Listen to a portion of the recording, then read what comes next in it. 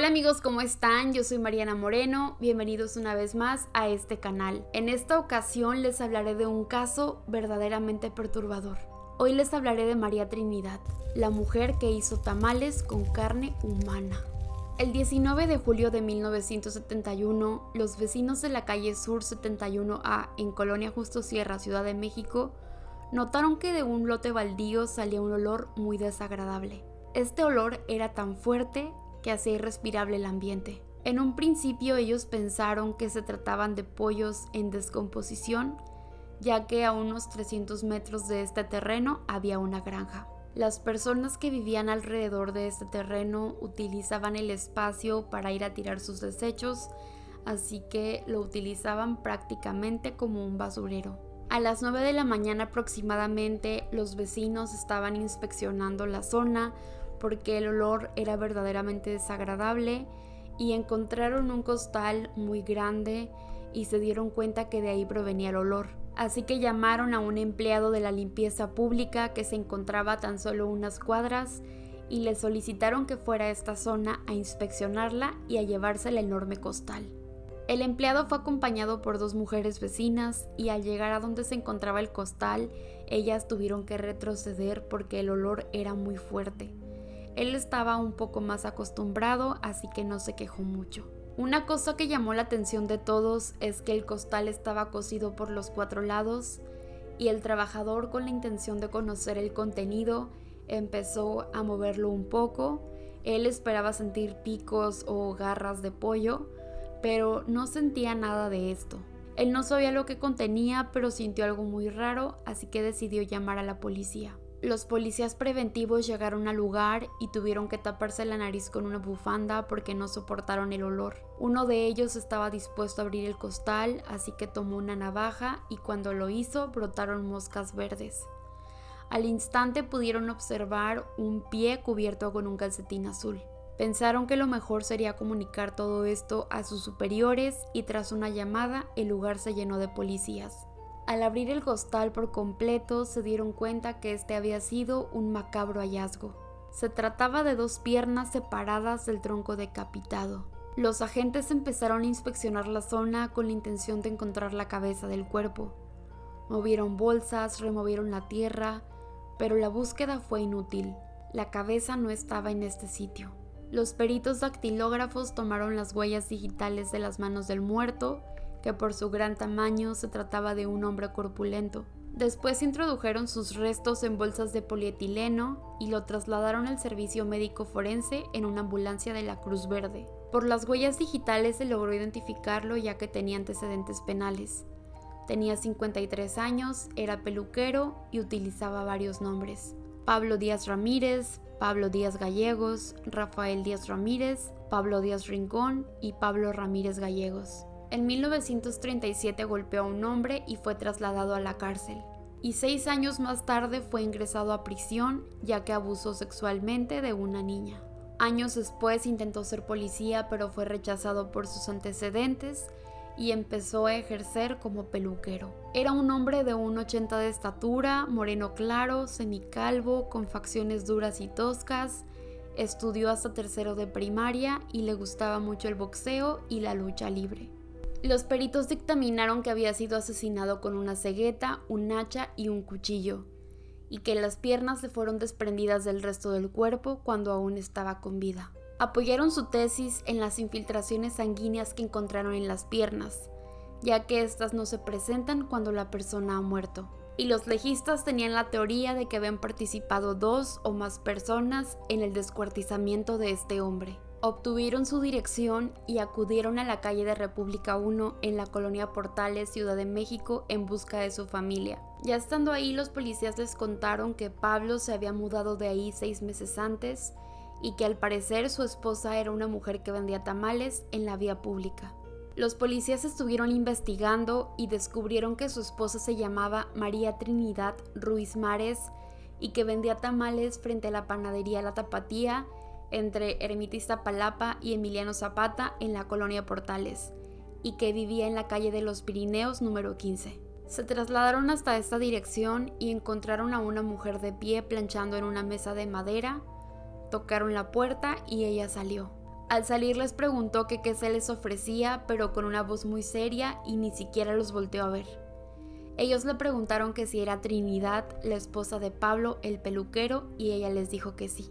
Trinidad era una mujer de 45 años, de tez morena y usaba trenzas largas. Al parecer era otomí. Los policías le preguntaron que dónde se encontraba su esposo y ella se puso muy nerviosa, de hecho se puso pálida y les dijo que no sabía, que desde el sábado no regresaba a casa. El policía le preguntó que si tenía idea de dónde podían encontrarlo y ella les dijo que no, que de hecho él se ausentaba de manera frecuente. Después de esto el policía le comunicó que su esposo había muerto y ellos quedaron muy sorprendidos al ver que Trinidad no tuvo ninguna reacción. Ellos estaban acostumbrados a que cuando dieran ese tipo de noticias las personas se pusieran histéricas y que se soltaran en llanto, pero en esta ocasión no fue así. Ella se quedó completamente seria, hasta un poco indiferente, y cerró los ojos. Ellos se percataron que le temblaron los párpados y los labios. Ellos sospecharon a partir de esto, pero no le dijeron absolutamente nada. Solamente le pidieron que los acompañara a la jefatura de la policía. Y ya en la oficina del comandante Godínez, Trinidad fue interrogada.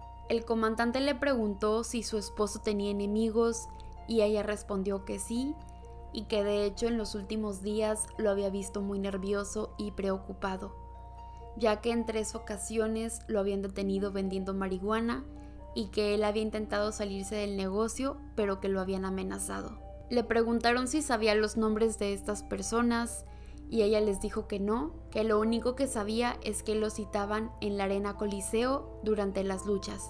Después de esto el policía le preguntó que si tenía problemas de manera frecuente con su esposo y ella se quedó en silencio como tratando de pensar lo que iba a responder y rompió el silencio para decir que sí. También les dijo que Pablo era su segundo esposo, ya que el primero le engañaba en su propia casa. Que ella empezó a vender tamales en la calle Emiliano Zapata, muy cerca del negocio de Pablo, y que un día llevó a sus hijos a que les cortara el cabello. Que estuvieron hablando y que él le dijo que estaba buscando a una persona para que le lavara la ropa y las filipinas del negocio. Trinidad se ofreció a lavarle la ropa, por lo que empezaron a verse cada semana, y poco a poco esto se convirtió en una amistad hasta que se enamoraron y se fueron a vivir juntos. El policía le escuchó, pero como no respondió la pregunta que él le hizo, se la repitió y ella les dijo que sí, que peleaban de manera frecuente ya que él no quería a sus hijos, que buscaba cualquier pretexto para pegarles y que eso a ella no le gustaba, y que en la última discusión que habían tenido el sábado, pues él la había amenazado con dejarla e irse con otra mujer. Ella manifestó que le dio mucho coraje porque Pablo casi no trabajaba y que de hecho le quitaba todo el dinero que ella ganaba vendiendo tamales y que solamente le daba una pequeña parte para el gasto y que se lo gastaba en el box y en las luchas y que además le pegaba a sus hijos. El comandante empezó a darse cuenta de qué se trataba y le preguntó que si por eso lo había asesinado. Ella se quedó paralizada y segundos después les dijo que sí, que por eso lo había matado, que se lo merecía. Y después comenzó a relatar los hechos. Ella les dijo que el sábado sus hijos estuvieron brincando en la cama y que sin querer ensuciaron la ropa limpia. Que Pablo se enojó mucho y que tomó un palo y empezó a golpearlos salvajemente. Que les dejó el cuerpo lleno de moretones y que además los mandó a dormir sin cenar. A ella no le pareció que los golpeara y le reclamó, le dijo que por qué no le había pasado la queja y él le dijo que ya estaba cansado, que sus hijos eran muy latosos y que lo mejor es que ella se fuera ya que él se conseguiría otra mujer. Ella dijo que después de esto Pablo cenó y que en calzoncillo se puso a ver el box y pronto se quedó dormido. Ella recordó lo que había pasado, seguía muy enojada y no pudo canalizar sus emociones hacia nada positivo, así que tomó un bat y le golpeó la cabeza. Ella dijo que Pablo se quejaba pero que ya no se podía mover y como aún seguía molesta le dio otro golpe y que a partir de ahí él quedó como medio muerto. En ese momento ella agarró la onda de lo que había pasado, de lo que había hecho y empezó a tener mucho miedo, no quería que la descubrieran y pues empezó a idear un plan. Recordó que tenía un costal de la Conasupo y que días antes la dueña de la vecindad le había prestado un hacha para cortar leña y pues como el cuerpo no cabía en el costal, tomó la decisión de cortarlo. Intentó meterlo nuevamente, pero se dio cuenta que la cabeza no cabía, así que decidió cortarla y la puso a hervir en la olla con la que hacía los tamales.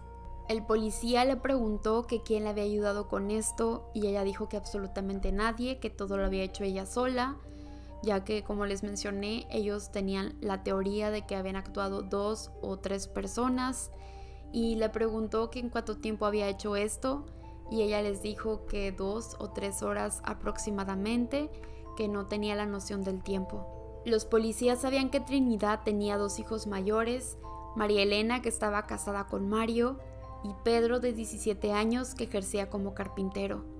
Así que llegaron a la conclusión de que su hijo y su yerno le habían ayudado. Así que los llamaron a interrogar, pero ellos no decían nada. Incluso los torturaron, pero ellos no dijeron absolutamente nada, por lo que decidieron interrogar nuevamente a Trinidad. El policía le dijo que le darían 40 años en prisión, pero que si ella delataba a sus cómplices le podían reducir la condena a 20 años. Sin embargo, ella ni se inmutó, ella seguía firme en que ella había actuado completamente sola. Nadie le creía, así que le preguntaron qué hizo después de descuartizarlo.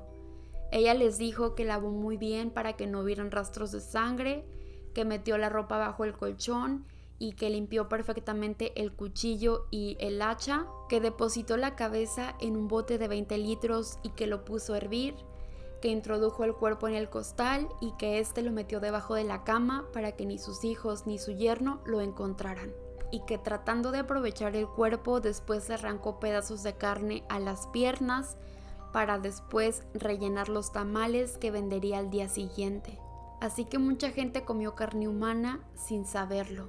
Los agentes seguían sin creer que ella había hecho esto completamente sola, así que le preguntaron que cómo le había hecho para trasladar el cuerpo desde su casa hasta el lote baldío. Y ella les comentó que esperó hasta que dieran las 5 de la mañana y que después subió el cuerpo al carrito que ella utilizaba para ir a vender tamales y que caminó hacia el lote baldío. El policía le preguntó que si no se había encontrado con nadie en el trayecto y ella les dijo que pues se había topado con algunas personas, pero que no eran conocidas. Después, una mujer acudió al servicio médico forense a reclamar el cuerpo de Pablo y Trinidad les dijo que seguramente se trataba del amante, ya que Pablo pasaba mucho tiempo fuera de casa y se gastaba todo su dinero. La relación de María Trinidad y Pablo duró 3 años, pero ella mencionó que fue un infierno. La cabeza de Pablo fue encontrada en la casa de María Trinidad y después revelaron que tenía signos de asfixia, pero ella negó haberlo asfixiado. Al terminar la declaración, María Trinidad fue detenida y trasladada a prisión, donde esperó 2 años por su sentencia en lo que se desarrollaba el juicio. Al final le dieron 40 años en la cárcel por homicidio y profanación del cadáver. Ella mencionó que no tenía intenciones de profanar el cuerpo, pero que estaba muy asustada y no sabía qué hacer, así que intentó deshacerse de él de cualquier manera. Se le hicieron exámenes psicológicos para saber si tenía alguna enfermedad o trastorno y los resultados fueron negativos.